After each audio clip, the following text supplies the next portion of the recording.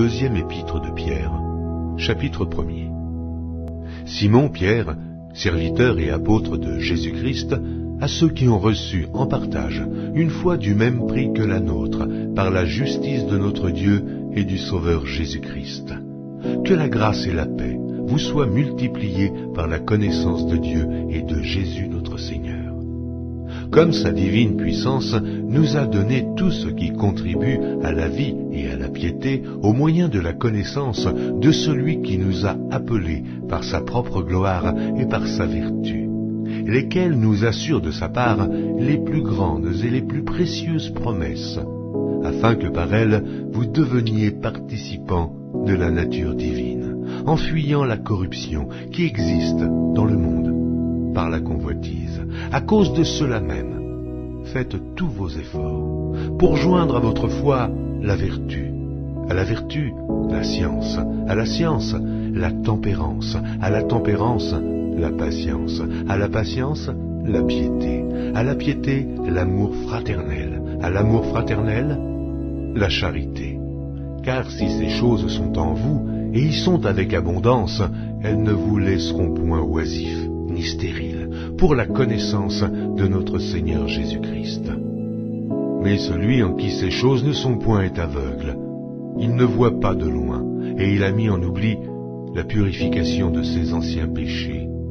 C'est pourquoi, frères, appliquez-vous d'autant plus à affermir votre vocation et votre élection, car en faisant cela, vous ne broncherez jamais. C'est ainsi, en effet, que l'entrée dans le royaume éternel de notre Seigneur et Sauveur Jésus-Christ vous sera pleinement accordée. Voilà pourquoi je prendrai soin de vous rappeler ces choses, bien que vous les sachiez et que vous soyez affermis dans la vérité présente. Et je regarde comme un devoir, aussi longtemps que je suis dans cette tente, de vous tenir en éveil par des avertissements, car je sais que je la quitterai subitement, ainsi que notre Seigneur Jésus-Christ me l'a fait connaître. Mais j'aurai soin qu'après mon départ, vous puissiez toujours vous souvenir de ces choses. Ce n'est pas en effet en suivant des fables habilement conçues que nous vous avons fait connaître la puissance et l'avènement de notre Seigneur Jésus-Christ, mais c'est comme ayant vu sa majesté de nos propres yeux. Car il a reçu de Dieu le Père honneur et gloire, quand la gloire magnifique lui fit entendre une voix qui disait « Celui-ci est mon Fils bien-aimé, en qui j'ai mis toute mon affection. » Et nous avons entendu cette voix venant du ciel, lorsque nous étions avec lui sur la sainte montagne. Et nous tenons pour d'autant plus certaine la parole prophétique, à laquelle vous faites bien de prêter attention, comme à une lampe qui brille dans un lieu obscur, jusqu'à ce que le jour vienne apparaître et que l'étoile du matin se lève dans vos cœurs.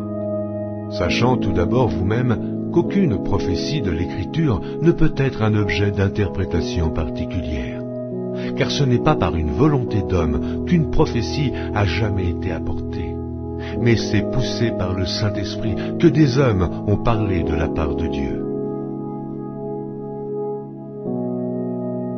Deuxième épître de Pierre, chapitre 2.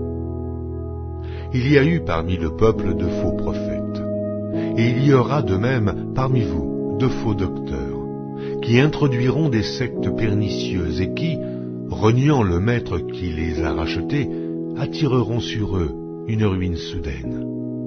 Plusieurs les suivront dans leur dissolution, et la voie de la vérité sera calomniée à cause d'eux. Par cupidité, ils trafiqueront de vous au moyen de paroles trompeuses, eux que menace depuis longtemps la condamnation et dont la ruine ne sommeille point. Car si Dieu n'a pas épargné les anges qui ont péché, mais s'il les a précipités dans les abîmes de ténèbres et les réserve pour le jugement, s'il n'a pas épargné l'ancien monde, mais s'il a sauvé Noé, lui, 8e, ce prédicateur de la justice, lorsqu'il fit venir le déluge sur un monde d'impies, s'il a condamné à la destruction et réduit en cendres les villes de Sodome et de Gomorrhe, les donnant comme exemple aux impies à venir, et s'il a délivré le juste Lot, profondément attristé de la conduite de ces hommes, sans frein dans leur dissolution, car ce juste, qui habitait au milieu d'eux, tourmentait journellement son âme, juste à cause de ce qu'il voyait et entendait de leurs œuvres criminelles. Le Seigneur s'est délivré de l'épreuve les hommes pieux, et réservé les injustes pour être punis au jour du jugement. Ceux surtout qui vont, après la chair, dans un désir d'impureté et qui méprisent l'autorité. Audacieux et arrogants, ils ne craignent pas d'injurier les gloires, tandis que les anges, supérieurs en force et en puissance, ne portent pas contre elles de jugement injurieux devant le Seigneur. Mais eux, semblables à des brutes qui s'abandonnent à leurs penchants naturels et qui sont nées pour être prises et détruites, ils parlent d'une manière injurieuse de ce qu'ils ignorent et ils périront par leur propre corruption, recevant ainsi le salaire de leur iniquité. Ils trouvent leur délice à se livrer au plaisir en plein jour. Hommes tarés et souillés, ils se délectent dans leur tromperie en faisant bonne chère avec vous. Ils ont les yeux pleins d'adultère et insatiables de péché. Ils amorcent les âmes mal affermies. Ils ont le cœur exercé à la cupidité.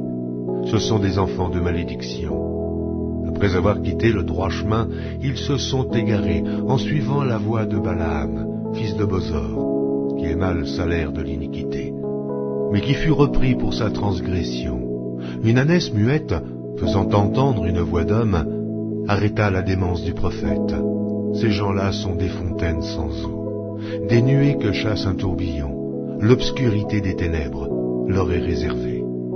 Avec des discours enflés de vanité, ils amorcent par les convoitises de la chair, par les dissolutions, ceux qui viennent à peine d'échapper aux hommes qui vivent dans l'égarement. Ils leur promettent la liberté, quand ils sont eux-mêmes esclaves de la corruption, car chacun est esclave de ce qui a triomphé de lui. En effet, si après s'être retirés des souillures du monde par la connaissance du Seigneur et Sauveur Jésus-Christ, ils s'y engagent de nouveau et sont vaincus, leur dernière condition est pire que la première, car mieux valait pour eux n'avoir pas connu la voie de la justice que de se détourner, après l'avoir connu, du saint commandement qui leur avait été donné.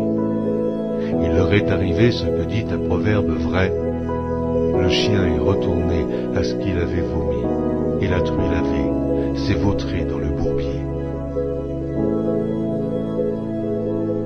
Deuxième épître de Pierre, chapitre 3.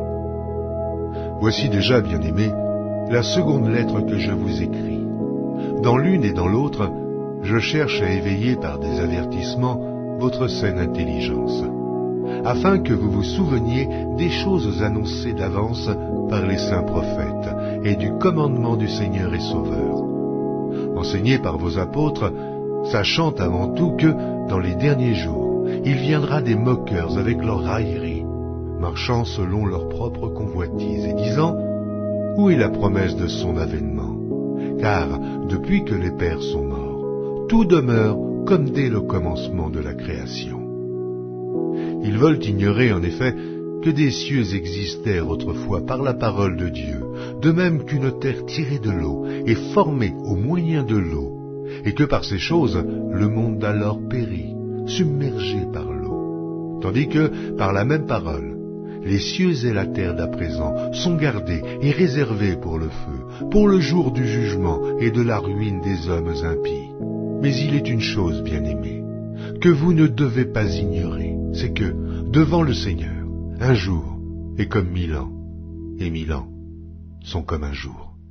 Le Seigneur ne tarde pas dans l'accomplissement de la promesse, comme quelques-uns le croient, mais il use de patience envers vous, ne voulant pas qu'aucun périsse, mais voulant que tous arrivent à la repentance. Le jour du Seigneur viendra comme un voleur. En ce jour, les cieux passeront avec fracas, les éléments embrasés se dissoudront, et la terre, avec les œuvres qu'elle renferme, sera consumée.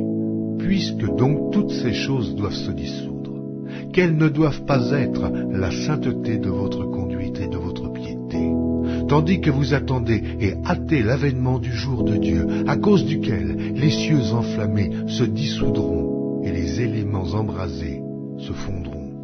Mais nous attendons, selon sa promesse, de nouveaux cieux et une nouvelle terre, où la justice C'est pourquoi, bien-aimés, en attendant ces choses, appliquez-vous à être trouvés par lui sans tache et irrépréhensibles dans la paix. Croyez que la patience de notre Seigneur est votre salut, comme notre bien-aimé frère Paul vous l'a aussi écrit, selon la sagesse qui lui a été donnée. C'est ce qu'il fait dans toutes les lettres, où il parle de ces choses, dans lesquelles il y a des points difficiles à comprendre, dont les personnes ignorantes et mal affermies tordent le sens, comme celui des autres Écritures, pour leur propre ruine. Vous donc, bien-aimés qui êtes avertis, mettez-vous sur vos gardes, de peur qu'entraînés par l'égarement des impies, vous ne veniez à déchoir de votre fermeté. Mais croissez dans la grâce et dans la connaissance de notre Seigneur et Sauveur Jésus-Christ. À lui soit la gloire, maintenant et pour l'éternité.